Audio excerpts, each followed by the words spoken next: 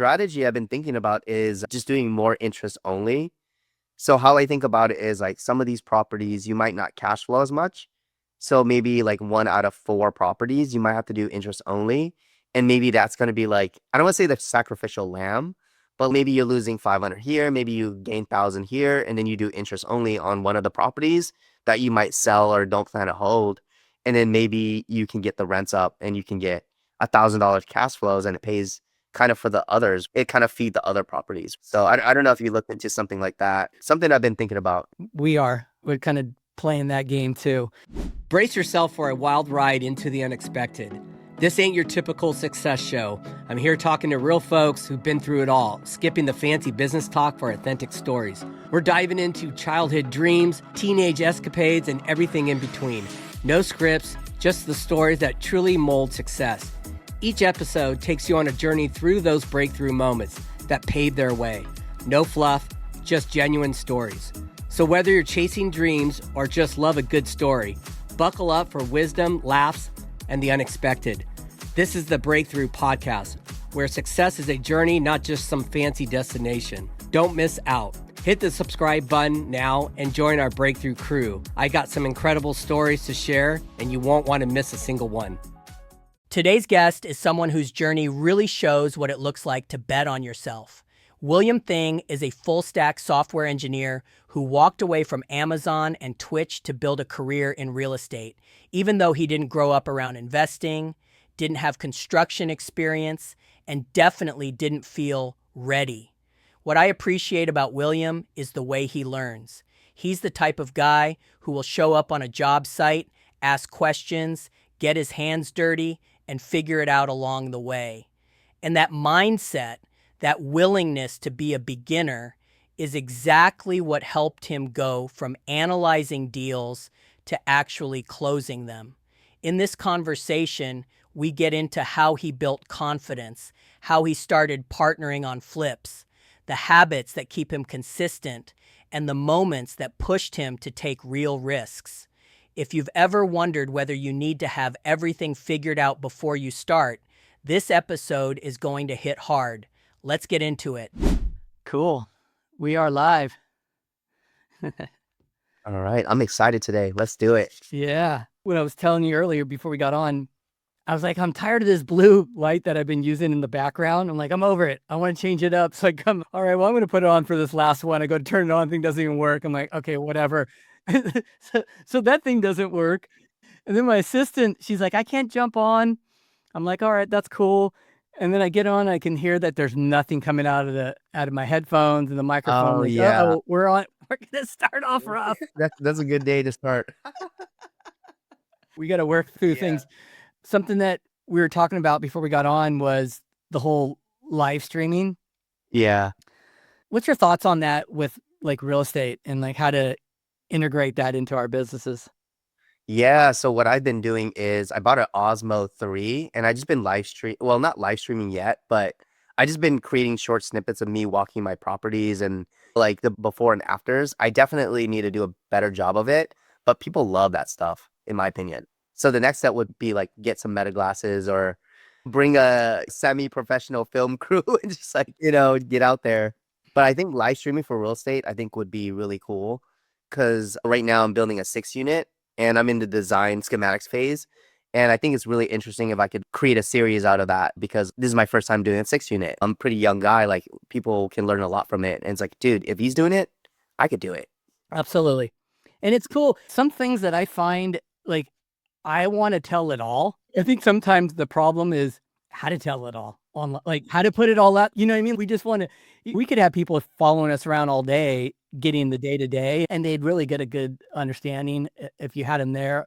Yeah. The more you can record and try to like just paint that picture, the more helpful it is. And it's sometimes interesting what people gravitate towards. Yeah. I And the agree with content that. it could be something very basic and it's, oh, that's cool. And it goes into the thought bank for later when they're doing something.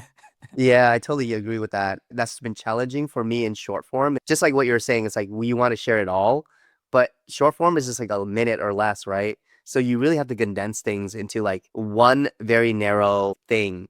And then you have so many thoughts, right? So you just have to start shipping things like very narrow focused. and how you get your point across. And two, getting that point across, there could be 5 other things that could be talked about in that. And that's where people get you on the comment section. Yeah, 100%. I think I saw recently your video on the contractors, and I'm like, oh man, I like that one. And I was like, there's 5 other things I would, like I could Totally. like talk about too. I'm like, that's a good one. Yeah, You yeah, know? yeah. You should do one. Do a reaction to it and add Yeah, your yeah, that'd be like we'll piggyback off it. Like everybody. I think we have the same contractor. Well, honestly, you're right on that. And it's not a story that he's not aware of, honestly. But it was also that is a story that I brought that up directly to Ian when we first met. And we're going, oh yeah, well, because I've already experienced that in my other projects. And I know that it's a big thing. And I've gone through with a lot of not only contractors, property management, architects, you name it, the minute that they end up in some type of mastermind group, speaking event, everybody just flocks. And if those individuals don't have a really good team behind them and systems in place, they don't want to say no because it comes from somebody who's well known usually. So it snowballs really quick. And I've watched it happen. And that's why I've been really transparent to some people. Our architect in Seattle, she went off. She got way too busy and Are you guys using like Jacqueline J Designs, or who are you guys using right now? we used to. Uh-huh. Yeah, we used to. Now we use JW. Oh, Julian Weber. Yeah. Yeah. Yeah. Have you used them before? No, I don't use JW. I used to use J Designs too. Mm. Her designs are beautiful. It's just the timelines don't fit. It's always that trade-off. Right now we use Vandervolt. They're like the top 3 firms in Seattle. Vandervolt. Shoot, I'm trying to figure out the last 2. I'll send it to you. I'll send you a Okay. message. Yeah. It's hard to get on their schedule, and they usually are like double the price of like Jacqueline or JW, but like for the service you get, it's worth every penny. In what Yeah. way? What have you found that it's helped your business move faster or I think there's grow? a lot. Yeah, I think there's a lot of more like white glove service. These bigger firms are like they can only take X amount of, like clients per quarter, it seems like. I referred some people, and like one of my architects was like, "Hey, I can't take anyone on." And then another one, they're another big firm, and I think they're like Cone. And we messaged them a few times and they just denied us until we got like a backdoor connection. And then even then it was very hard to like get on their schedule. But like on top of that, the moment you're in, like it's totally white glove. Like they would meet you like literally the next week.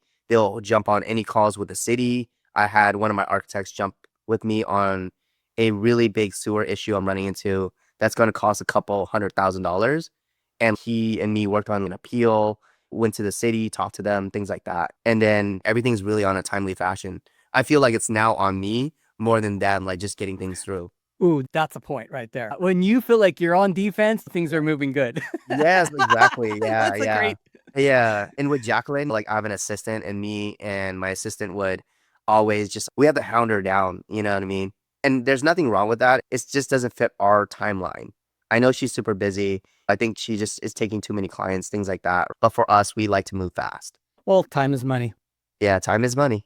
Yeah. Time is money. And I think another thing too, like with JW, the minute I have something I'm looking at, property, feasibility, within less than 24 hours, I'm already on a Zoom call. They're walking me through. They got a team around them. It seems like it moves a lot quicker. And it also makes me make better decisions faster.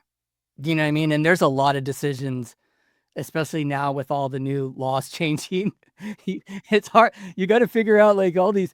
I don't know about your architects, but JW will come back and say, "Oh, you could put 8 units here, and these could be 1,900 square feet a piece." And I'm like, at first you're like, "Oh, that's cool," but then you start running numbers, and you're like, "How much is that going to cost to build? What's the ARV? What am I going to sell it for? I can't rent it if I build what's a $900,000 middle housing unit." I'm like, Yeah, you know I what I hear you mean? on that. Yeah, like they're throwing like low income too. Like you make a couple low income, and then this doesn't make sense. I had this property I bought in the beginning of the year, and I got very lucky with the upzoning that's happening in Seattle. And it got upzoned from like a 3-packer, which is like 3 units on a property, to 6 units. But then it also got upzoned to like another zoning where you can do a 4-story flat. So I could build like Yeah. 16 units. And I did the numbers for it, and it just like I would make 50 grand And I More. would no, not 50 grand Oh, more, 50 just like grand. That's 50 it. grand. Oh my And I gosh. was like running the numbers, like, how does this make sense? I was like, okay, it doesn't. And bigger is not always better. That was a fun run Totally around. true. Yeah. Yeah, that's a big thing that we've been going through because when the whole DADU thing, you kind of knew here's what you're going to build at, here's your cost, here's what, your after repair value would be and what you could possibly sell it for. Or if you didn't sell it, you're going to rent it out. It was a pretty streamlined approach. Basically, you'd have to understand location and price points, but it was straightforward. That middle housing is a little bit trickier to kind of put around. And one thing that I've done on some of our projects is I'm okay going bigger on square footage on corner lots or we have one on a street to street lot that we're working on, and that one's going to face a neighborhood. It's going to feel like another house. So, that one I'm like, okay, we can go bigger and I can take that risk because I think it's going to hit a better price point. Yeah, that makes sense. Are you selling a lot of your properties or are you developing to sell or long-term rental? Like what's the strategy right now or the main Uh, focus? yeah, what is it? That's a good Right. question. That's a Focus good is a big question. question, man. I get it. We'll keep half and probably sell half. Yeah, that sounds about right too for Yeah. us. I think we had like the team I've been building, like in the beginning, I just wanted to keep it all.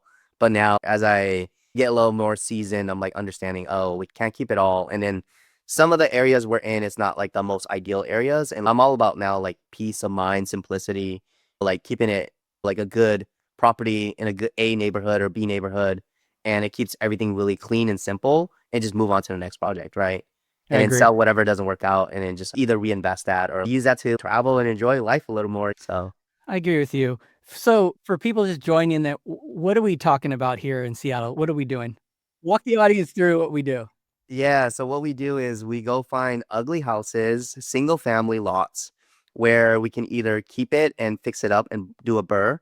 And then what happens is we get the backyard for free or for a very low cost.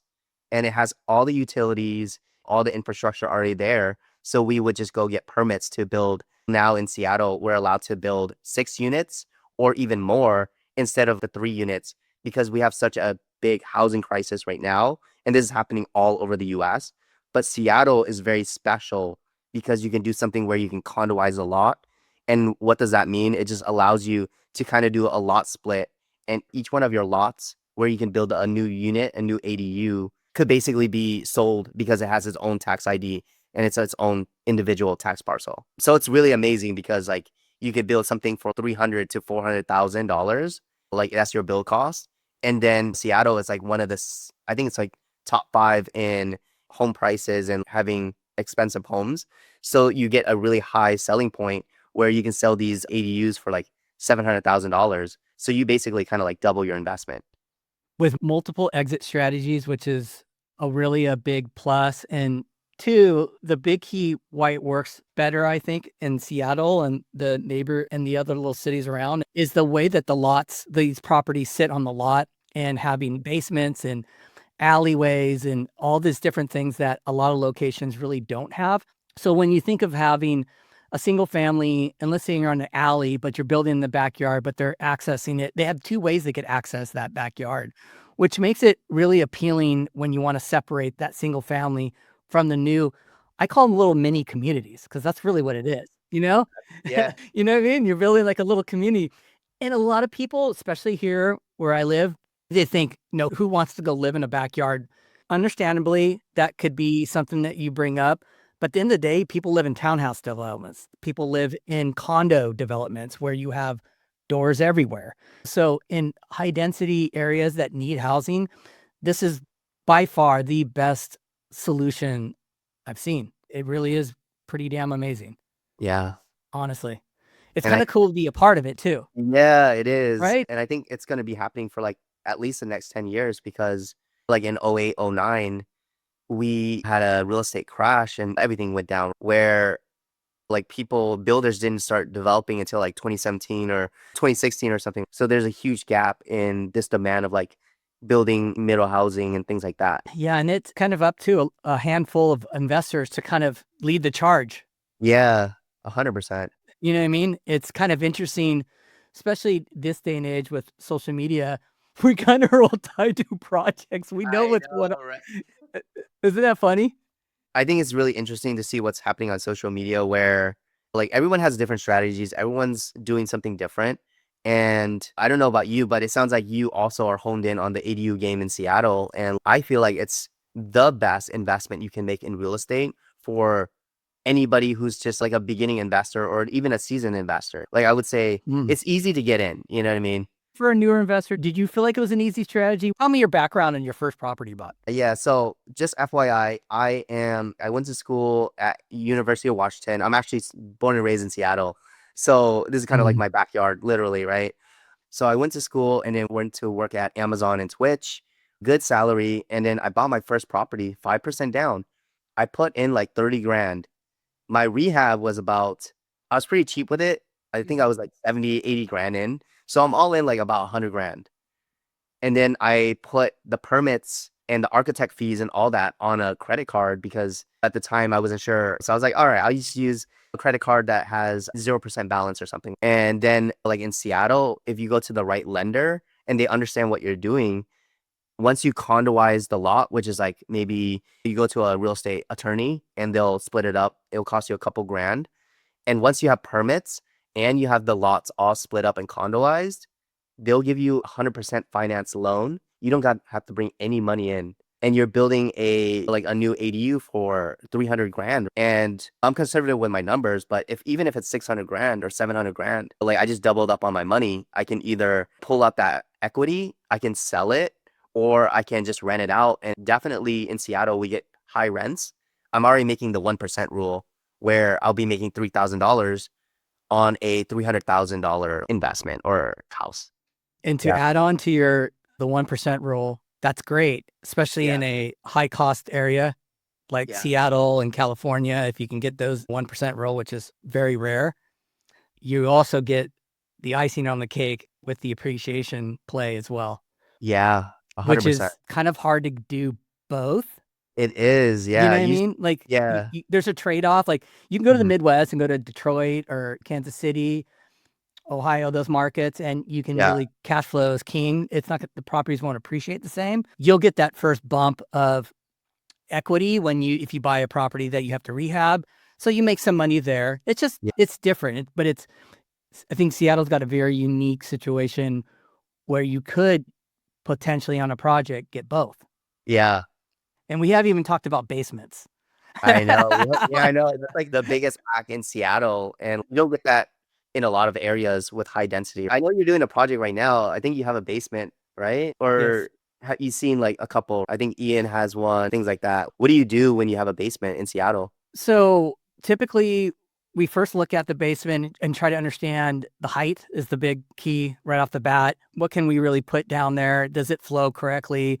What are the things that we're going to have to run into? Is it above ground, underground? There's a lot of, are we putting in a French drain? We figure that out. But typically, if we're buying these small little 2-1s and we got a footprint of 800, 900 on the main floor, we're going to have that in the basement. So if we can go 3-2 upstairs, then typically we're building at least a 2-2, but our newest ones we're going 3-2 in the basements. And Oh, that's nice. yeah, Yeah.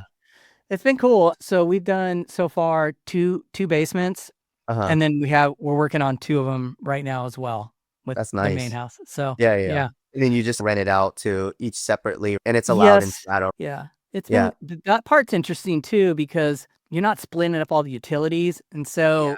that's where your property management, who's well versed on these situations, understands how to build that in to the gross rents and explaining it to tenants. Like here, we're putting this much towards utilities here, Yeah. and that works out good. At first, I was a little like apprehensive about that. Hey, how are you going to separate these utilities, and are people complaining? But so far, that's worked out good. We have one basement that Mhm. we got this one project that Ian helped us get Yeah. is on a reverse lot, Reverse and lot. yeah, so it's a corner lot, but Uh-huh. it's defined as a reverse lot. So there's some I've never heard of that. yeah, yeah. So understand that with corner lots. That's something that you have to understand from the architect. But I guess it's different requirements on setbacks. And we built out the main house. We were going to flip it. had a basement. We ended up just putting a bedroom and a laundry room down there. And then the market started shifting back in like March, Oh, and yeah, yeah. we couldn't sell it. And we didn't No, really want man. to take a loss either. We're like, why Yeah, do we of got to course. take a loss? Like, I don't want to take a loss. I know everybody does that on the main house just to get the backyard. But then in the backyard, we were only going to be building a 2-2 because we had this one tree that is 80% on our lot, 20% on the neighbors. And the neighbor, she's giving us grief. And I'm like, okay, we'll keep the tree. So we had to set the house closer to the main house. And then the reverse lot came in the mix. And so we had to so it was like a 2-2. And I'm like, I don't want to even sell it. Forget it. So I called Israel up and I said, what can you do? What kind of financing can you get into just kick the can down the road? So get on the financing dialed in, put tenants in there. It's like 4 girls and they took up every floor. No And they're, kidding. That's yeah, awesome. yeah. And they Yeah, all dude. like college grads and they really love the space that they got they can park everywhere. Yeah, corner lot's nice. Yeah. I love how that's kind of dialed in that way. But then I changed my mind. I talked to JW and I told him, hey, I want to do a legal basement now Oh, yeah, just yeah, to go yeah. through the Right. process because I have Yeah, time. yeah. And then I went to JW for, I switched gear. I was 1 week away from getting permits issued For the 2-1. for the 2-2. Yes. Or 2-2, yeah, yeah. Yeah. And the new laws were coming into play and I was talking to JW. And so I talked to Roman. I'm like, I'm going to call JW. So I said, hey, here's this address. Tell me what you can build. They came back like, oh, we could build 2 units. They could be 1,700 square feet, blah, blah, blah. I'm like, okay, just give me one house. I just want one house. Just give me one. That's funny because I'm in a very similar situation as you. I have also a potential 2-2, but with the new zoning, we're on like correction 1 right now, and I'm thinking of just like redoing the permits and just doing what you did, where I'm like, okay, maybe I can just go 3 stories instead of 2, and then getting more bedrooms and getting more parking because Yeah, parking is kind of like butt in that area. exactly what I did. Yeah. Exactly what I did. Yeah. Nice. Stuff that I did at the very end after 6 months. Oh, yeah, yeah. I mean, I totally get that. Hey, man. Jacqueline's all, are you sure you just Yeah. went, this amount, you paid all this money? I'm like, okay, Yeah. so I'm going to lose 10 grand in some Yeah. time, but I'm going to make more when I build it. And Yeah. That's I gonna got be way more tenants. than 10 grand, and it's Yeah, gonna it's gonna be feel way more nicer. than, I don't know if the neighbor's gonna be happy, but you know what? You just changed my mind. We're on correction 1. We're pretty deep in it right now. Like, we're Hopefully I close to made you getting feel permits. better. Yeah. I mean, I was like, actually, like 2 nights ago, I was like thinking about it because the parking is tight, man. The alley is about 12 feet, and my driveway is 12 feet. So you can't even do a full like turn. You need about 16 feet radius. So someone who is living there has to do like a 3-point turn or a 3-point going in, out, like turning 3 times just to get out of the alley. I would look into it. Yeah, it's pretty tight. So I was like, okay. But you brought up parking. That was another like rabbit hole for the last year, I would say. Yeah. And I'm out in Seattle now every other month, Oh, typically. nice. Yeah, next So time we yeah. should meet up. I think that'd be Yeah, we cool. should. I feel Yeah. like I'm a local from Yeah, I was afar gonna now. say you're a local, man. Like Ian, Roman, everybody in Seattle, man. I like it there. I really do. I've been investing for a long time now. Yeah. And I will say that the community in Seattle is like top notch. I like Seriously. that. That's good to hear. Yeah. I'm a Seattle born, so I'm like, I'm glad to hear that because we get some No. other things like the Seattle freeze. So people have a interesting take on Seattle, right?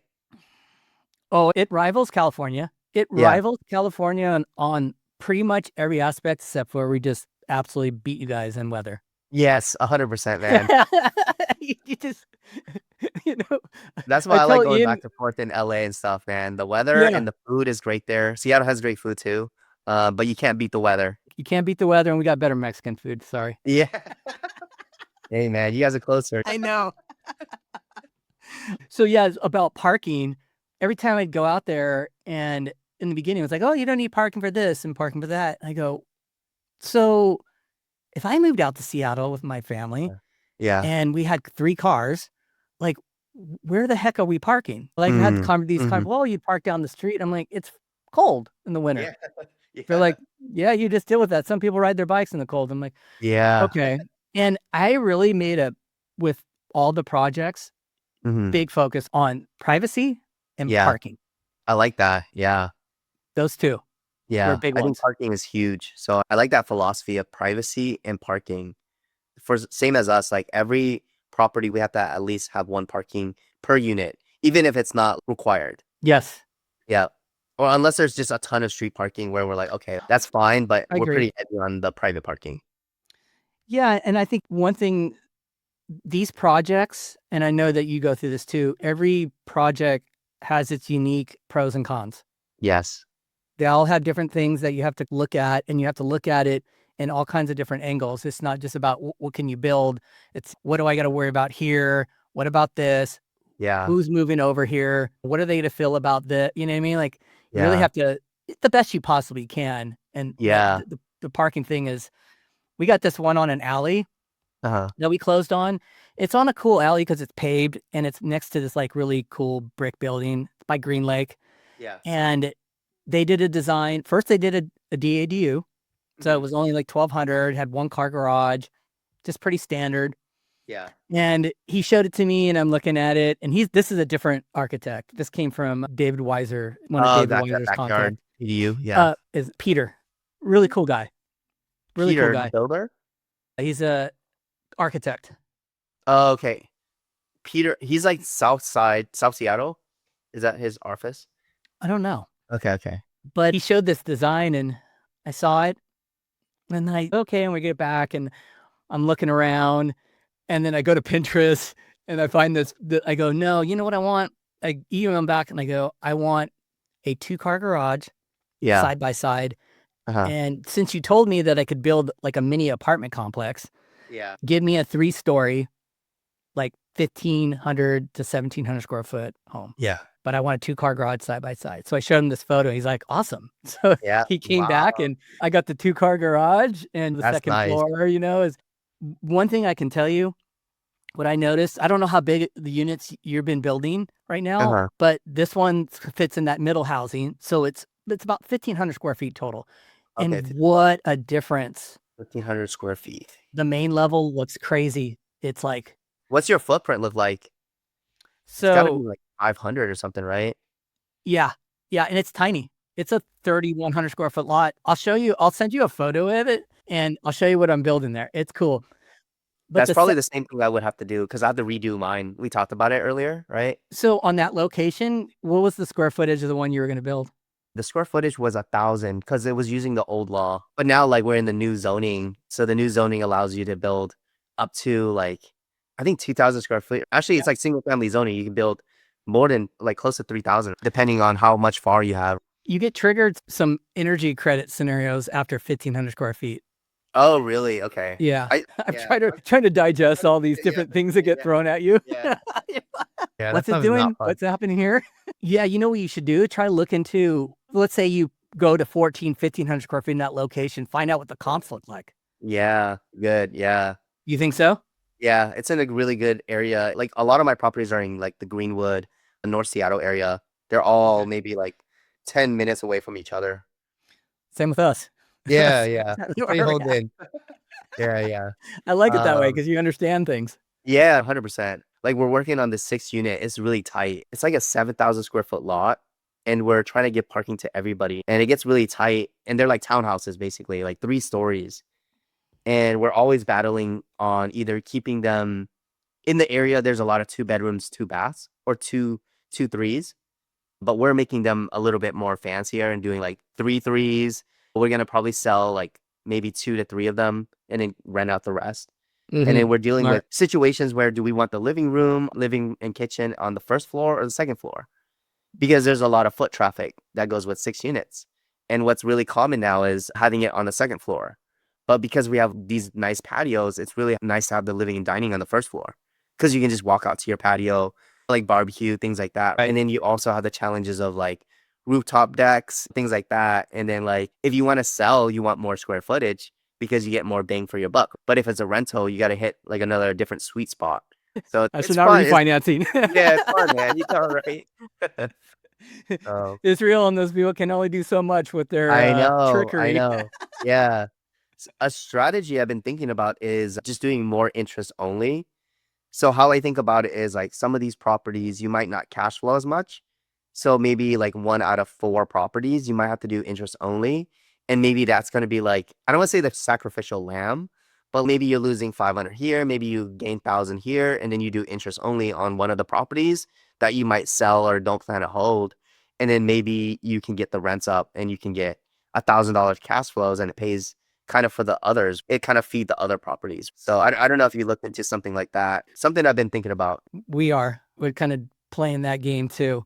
And I'm just trying to understand the A, B neighborhood properties, how they will appreciate differently than something that's like, we have one project that's close to the freeway and it's on a dead end. It's not my favorite location, but it was a massive 12,500 square foot lot, 110 feet wide. So we're just packing it in there.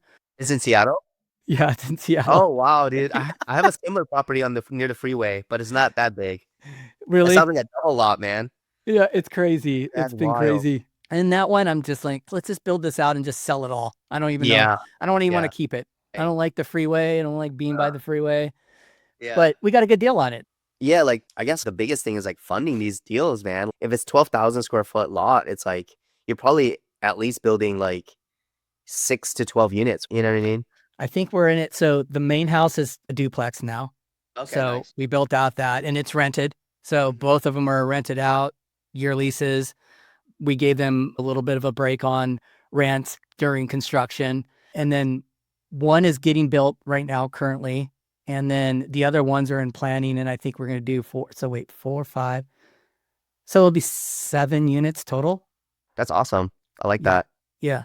And I think between 14 and 1,600 square feet on the units. Okay, those are nice. They're like 3 threes, I'm assuming. Yeah, I've been keeping them at 3, 2.5. Yeah, like 3, 2.5 on the half.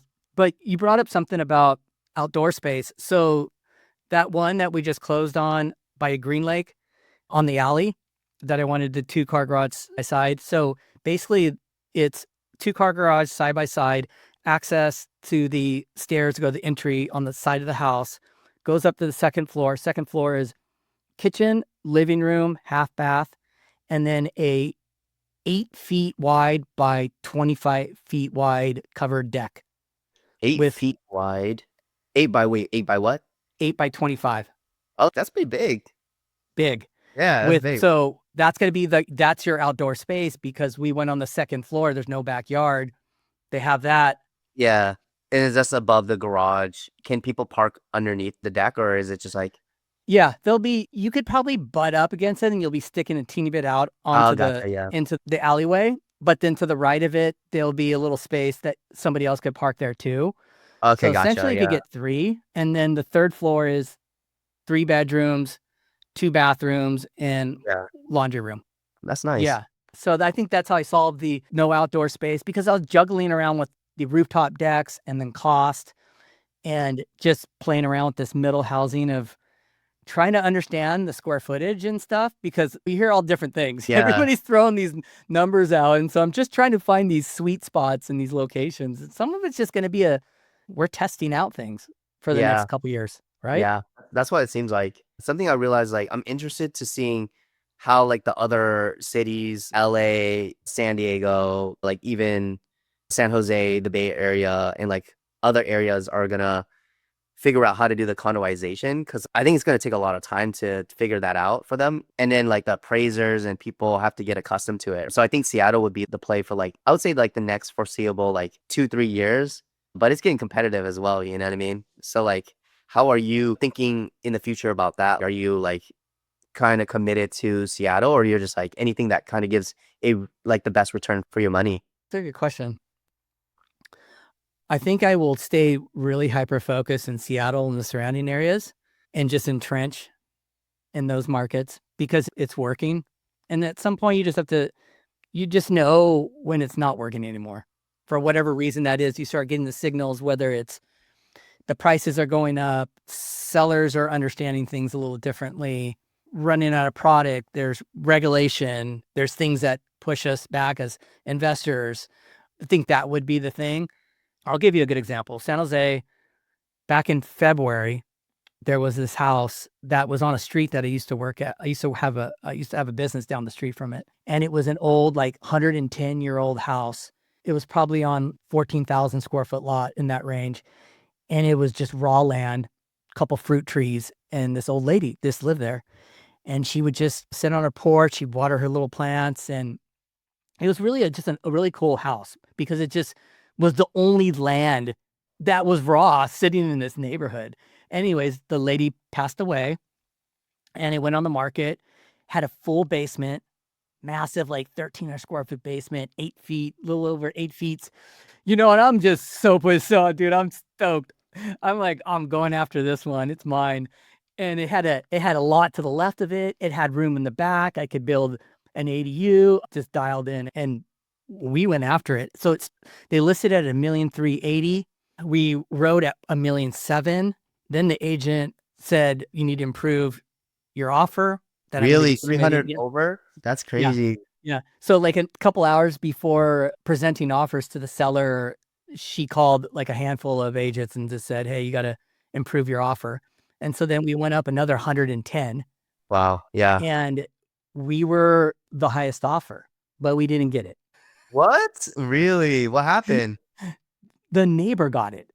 And the story was the neighbor helped the lady that lived there and he had some of his personal belongings in the house. And basically, they sold it to the neighbor for a lot less than their offer. The only part that I didn't understand, I wish, I'm hoping it was one of the neighbors to the right or somebody that didn't, because the neighbor to the left owned a beautiful home. And so if he was just, or he or she were buying that house just to land grab so that people, because he knew that people were developing. The house to the right of it, they owned the land there too, and they sold off that parcel. And so somebody was already building another home. It was the perfect, like, textbook wedge deal where you got a beautiful 2-story on the left, beautiful on the right, and then you had this raw land. Like, it couldn't get any better. And I was so invested in this one because I was like, okay, I'm going to rehab the main house. I'm going to move into it. I'm going to build out the basement. I'm going to build out the ADU. I'm going to build out the single family. I'm going to sell off this one. Like, it was all planned out. That was February, dude. I haven't seen and looked at a deal since Oh man, seriously? locally because it just doesn't. We have locations that have big lots, but let's just say you could have a 75 to 8,000 square foot lot here in San Jose corner, but the house sits in the middle Oh, of the gotcha. lot. Yeah. You And can you only can't put tear it down 'cause the numbers don't make sense. or it's a huge backyard.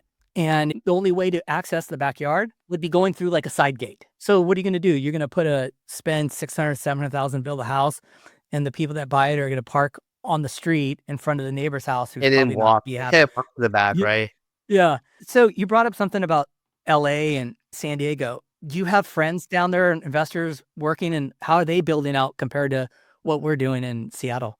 Yeah, I've been talking to a lot. Like San Diego is a small, I would say, smaller city, right? And the investing community, I think, is a lot more like tighter knit, and there's not a lot of big players, I would say, there. So from what I've seen is they've been building a lot of these 6 units or above because in certain pockets in San Diego, for example, you can just like, get a small piece of land and start building like 6 units or more, and it's extremely lucrative because like everyone wants to live in San Diego. It's like the yuppie life, the beach life. So if you get one development deal in the right areas, like you can make a killing. Like I have a buddy who I think his name is Chris Luna. I don't know if he's Never met him. he's a cool guy. And I think he had like a property in Little Italy and doing development there. He's gonna make probably I forgot how much he bought it for, but he bought it for like maybe 3 mil and all in maybe he's 6 mil, but it's gonna be worth like 12 mil by the time he's done with it. The turnaround time is a little longer. I think it's 2 years because the city is not as fast as Seattle. But if you find one or two development deals, you can make a killing in San Diego. I heard LA is a lot more lax and you can make good money too. The reason I'm looking in those areas is because I've been thinking about assistant living and I have a business partner who's a doctor and is like a medical director and we've been thinking about doing assistant living, doing some Cool. rehab projects and then getting licensing and then leveraging his community, his skill set to make these assistant living. Because assistant living, I think preventative healthcare and like the aging population is like a really good industry to be in. That's great. Yeah. That's a nice little like outside pivot to the whole Yeah, thing. yeah. I mean, it's Yeah. still real estate, but you have these like subsidized programs. And if you build a really nice home where you have a lot of good caretakers, each one could rent for easily 8 to 10 grand. And your mortgage is maybe like 10 to 12 grand if it's a really nice place. You get two people who are elderly and need to be taken care of, and they don't want to go to like a bigger facility or be at the hospital or anything, right? You can house them there, and yeah, that's like How's that regulation? win-win. Like, how is that Yeah. getting licensing in it? Is it pretty It's a long intense? process, and yeah, it's like I have a buddy, his name is Alvin. He's a big developer in LA, and he's doing two or three right now. I think he's doing assistant living for the elderly. He's doing sober living, and then I think he's just doing like a rent by the room model. And he says licensing can take a year to 2 years. But he's doing it for his mom because she's reaching that age. So it's a mission for him for sure. That's cool. I wonder what Yeah, the difference is in cost compared to the sober living environment. Are they yeah, getting the money from the state? Like, how are yeah. okay. Yeah. Yeah, I think both actually, both assistant living and sober living, you get money from the state. Oh, really? You get, Okay. yeah, it's not the whole amount, but it's a good chunk. Yeah, that's cool. Yeah. So speaking of pivots, you got something kind of going on that you're kind of deep in it right now. Your side, like, let's hear Yeah. about your side project. Yeah. So my main focus is building up the real estate investing and developing business. And then my other thing is I just like doing content for just like to educate others. I came from a engineering, software engineering background, and I want to help others get financially free and just like live a more balanced and wealthy life. So I really want to build products. I just like building in general. So one thing I really like is combining my software engineering skill set with real estate investing, right? And I thought the best thing combining those two things is building a property management like software. So I put a challenge for myself, which is really ambitious, to build a software in 30 days. And I'm going to be honest, I haven't released it yet. Right now is very overly ambitious, and I don't think we're going to be able to hit that deadline. So I might have to push the deadline maybe another month, but it's coming along. I really like it. And the things that I usually build is to solve my own problems because I feel like I know my problems better than anyone, right? Yes, that's So good. I just want to build a property management software that can show like an investor's portfolio. It can automate a lot of things like rent collection, how all my leasing docs, all my loan docs. Because one of the struggles for me is just like, changing insurance or someone needs something for a loan or whatever. I'm like scrambling around like Google Doc or Google Drive, Dropbox, just to like find this like one doc, like my LLC doc or something like that. It's like I need it somewhere, right? So yeah, that's kind of like my passion project right now. Yeah. It so do you self-manage or do you have property management? Yeah, so I actually have a combination. So I have two solid property managers. And then for the areas I think are easy to deal with, like I don't really need to have a manager, like it's A neighborhood or B neighborhood. Renters in that area, they're pretty like they do them things themselves. I think they take care of the property a lot better. And usually if they have a issue, they end up paying it themselves because it's faster for them and it's more convenient. So I do a mix. Okay. So how did you with the property management software, what holes were you running into in the software that you're getting provided from the PM? Were they using like Buildium and were you going, what is this Yeah. stuff? It's so complicated. What were you trying to Yeah. solve? I would say, yeah, that's a great question. They use Appfolio, Buildium, and I don't know, for me, like when I'm building software, I am a full stack engineer. So I like looking at the back end and then also like the front end, which is what you see with your eyes. And I just felt like it's very clunky and just there's just a lot of buttons going on. Like for me, I don't really care about like all the functionalities. Maybe you can tuck it away somewhere.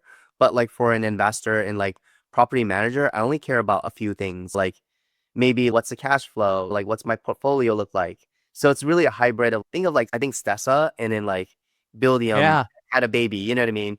Because a lot of these things are meant for big property managers because that's how they make a lot of their money by having more units using the system, using the software. For me, it's more about like for the smaller investors who just need something really simple, not super overloaded in features. And just like if I need to get my real estate owned like sheet, I can just like kind of print that from my software and I can give it to a lender and like I can see my portfolio at all times, see how it's doing. It's like a vanity metric sometimes to see like, oh wow, like I have $1 million in equity. That's awesome. So that's what I'm building it for, something super simple that I can use. The reason also is because like it's for the portion that I also self-manage. And as we scale the real estate investing business, I think of it like this. You have acquisitions, you have financing, you have like operations, construction, and then you have asset management. And I'm always trying to figure out like to build a system in each one of these like pillars, right? And then that's how I'm kind of addressing the property management side, right? I own a VA company. I don't know if you heard about that. So it's kind of like an extension of that, where once we get enough properties that I either manage or something like that, right? Then we have this kind of system, and then we have the VAs that can help us kind of fill in the pieces together, right? There's a lot of pieces. There's a lot of pieces. Yeah, yeah. I'm just building things step by step. So I'm really hoping like we launch by the end of this year, and people have been DMing me and just watching the series and are really excited to use the software. So I really want to have a big impact by building something. I like Totally. building cool stuff, man. I think it's great. And two, Yeah. the thing is, you can move fast, you can break things, you can get it up. And then once you have it up and running, you just fine tune. You're just going to, over time, you're just going to keep adding different things to it or take things out that you just thought you needed. I mean, there's just so much.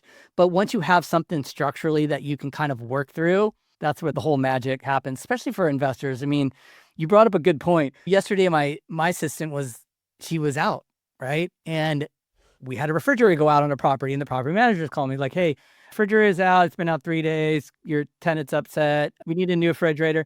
Here's one for 1,700. Oh, okay. Of course, being an investor, I'm not going to say, yeah, sure, buy the 1,700. I've got to go look. I'm going down the rabbit hole.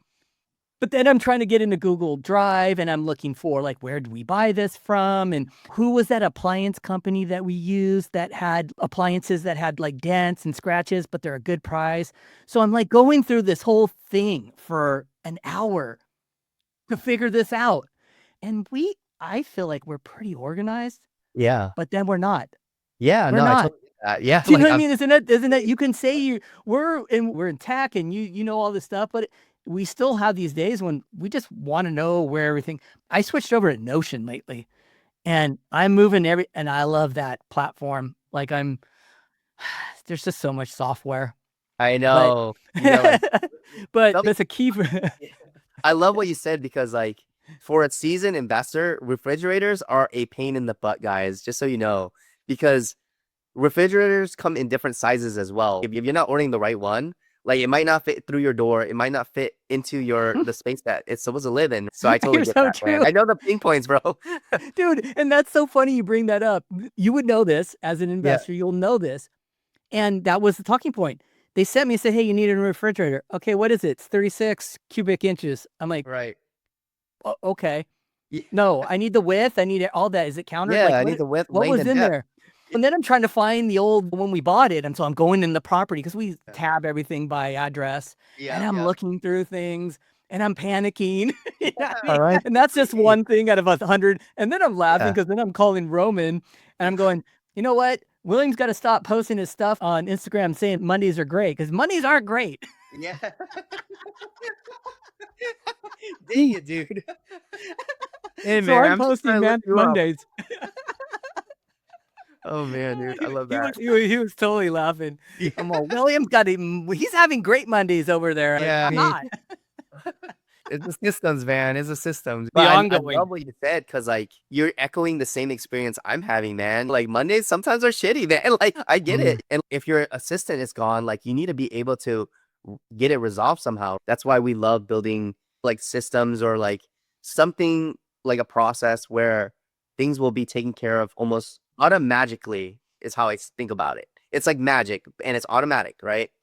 So what I'm doing in this software is, let's say we want to build automations. Let's say there's a refrigerator maintenance request. Then you can kind of wire it to, oh, this handyman usually takes care of it. This is maybe the refrigerator, maybe notes on it about the depth, the length, and stuff. And it makes it a lot easier because it's all in one platform. So my ideal goal is you can kind of automate all the pieces where like, oh, refrigerator's down. That's not a big deal. These are our vendors. This is the specs for it. like maybe the budget's like $1,500 or whatever it is. Just take care of it. So you're not scrambling on Monday and like you have a pissed off tenant 3 days in. What's going on? I need to Yeah. store my avocados. Yeah. You nailed it right there about the first thing in my head was going, God, I got to solve this. I need to Yeah. put this on the top of the list of, Yeah. I want that email to come in from the property manager, from the Yeah. maintenance department. And Yeah. I want my AI agent to see it, respond, pull the data, go to the place we order it, send an email, do whatever, make the call. Yeah. Yep. I know that sounds kind of ambitious, Yeah. but It's gonna happen, it's man. not. It's going to Yeah. happen. It's It's gonna getting happen. there. It's Yeah. going to be there. I want the business to be able to run if I step away for time periods or somebody else is not there that can also step in and understand where everything is. You think software is a beautiful thing and it's solved a lot of things, but software has been built over these decades to solve problems. And then when they build that out, there's another problem that needs to get solved. And so now you're stacking all this software, which then turns it into a very complicated web for most. I think all this is going to be solved in a big, very rapid speed, less than a few years. And there's going to be people that understands tech and AI are going to put in the pain points to solve all these problems Yes, 100%. and sell I it to think, people. yeah. I I think right now, like the biggest thing is like AI and like personal brand. And I think that's what we're seeing, right? Where we're definitely doubling down on content. And then also, you can't really take real estate away. How's AI going to take real estate away? People are going to need places to live. They're going to need like communities to go throw parties or just hold events and have personal conversations and connections, right? So real estate is always going to exist in my mind. Again, if not, then we got a bigger problem, right? True. But I think also, I think one thing about a lot of people, when they want to get into investing, buy their first investment property, Yeah. is buying your first investment property. Yes, you're building generational wealth and you're on that starting point. But I think what people don't understand, depending on how far they take it, is Hmm. you are now going into the hot seat of being an entrepreneur. You're going to look at Yeah. things a lot differently in all kinds of aspects, even if you're a W-2. Even if you're a W-2, you're going to be around people that are going to be taught. We just had a conversation. This little last part of the conversation with AI, we could step away and I could fly out to Seattle and we could have coffee, right? And we could sit there and map out this AI project of like how we automate the back end if an email came through and we needed to get a refrigerator ordered. We could solve that. We get pretty close, but we also know how to utilize, because we're entrepreneurs and investors, we can get a VA and we can give them instructions, right? So now we're doubling up our time and the speed. You know what I mean? These are all skills you learn that is AI is not going to replace that part. The creativity is always going to be there. Yeah, I agree. As long as we're thinking about problem solving and there's a problem to be solved, there's always, I would say, value there. And I think money is just a store of value. So that's like what we get for solving problems. We get a store of value. I And I think it's a love what good you said thing. because I was going to add the reason why we also are building this property management software is again to kind of solve our own property management, asset management issue. And then we also have the VA arm. Like I have a virtual staffing company, right? So we do things like cold calling. Small businesses can hire virtual assistants to run like their front desk, do data entry, things like that, right? So we already built this arm. Like maybe we have property management software and then we can have VAs as like an upsell or something, right? To help you manage your property or something like that. And then we take all that training data and then it's gonna also fuel that AI agent that you were talking about. Where like on a Monday as a shitty Monday, I'm like, hey, like I need this toilet fixed. You know what I mean? And then the AI is just like, hey, like cute voice, like I can take care of this. I know all of this. Do you want to order it? And I'll just say yes. And then it just gets taken care of in the back end. Oh, Yeah, let's a couple years, I think so. I think Yeah, so. I yeah, think the fact that we're already talking about it because we use software, yeah. that is going to happen. And it's gonna be It's going to awesome. happen. And I think all these tools, again, like a lot of people are scared that it's gonna take all our jobs. I think it's gonna, if we do it well and we make a great product, like it's gonna make our lives easier. Because at the end of the day, we just are doing this to have more time, have more freedom. Yeah, I want to get to that point. That's my biggest goal I just want to buy a really nice Sprinter van and cruise up to Seattle and Yeah. go to the mountains and go to I the love lakes that, and man. mountain bike and run. And yeah, it's all getting your, it's, and that's a whole nother podcast in itself is getting Yeah. your, dude, it's, Yeah. I know you've been running a bit. I've been seeing some of your stories, man. Like what? Like you're running a marathon, right? so there's this trail race that's kind of in my backyard, and I know Yeah. these trails really well. It's where I would mountain bike for the last over a decade. And the race came up, and I'm like, oh, I think I want to go do this. It's cool. I know Yeah. this area. And they had 5K, 10K, half marathon, Hmm. and a 50K. So Oh, I okay. signed Yeah. up for the half marathon, Yeah. but then I was like, well, I go out there and do half marathons all the time. Yeah. What am I doing? What's that? It's just a race, a half marathon. I'm already doing those. And so I'm like, I screwed. I changed it to 50K. So I'm going to go do a 50K out there and Oh, spend the dang, day. man. I don't know, man. I don't know how it's going to go. I'm nervous about just my legs giving me some issues, Yeah, I get you. Wait, I but forget. How old are you now? You look young in my eyes, like early 40s. I'm not sure. I'm 56. You're 56. Wow. Yeah. Okay. So, Yeah. Oh.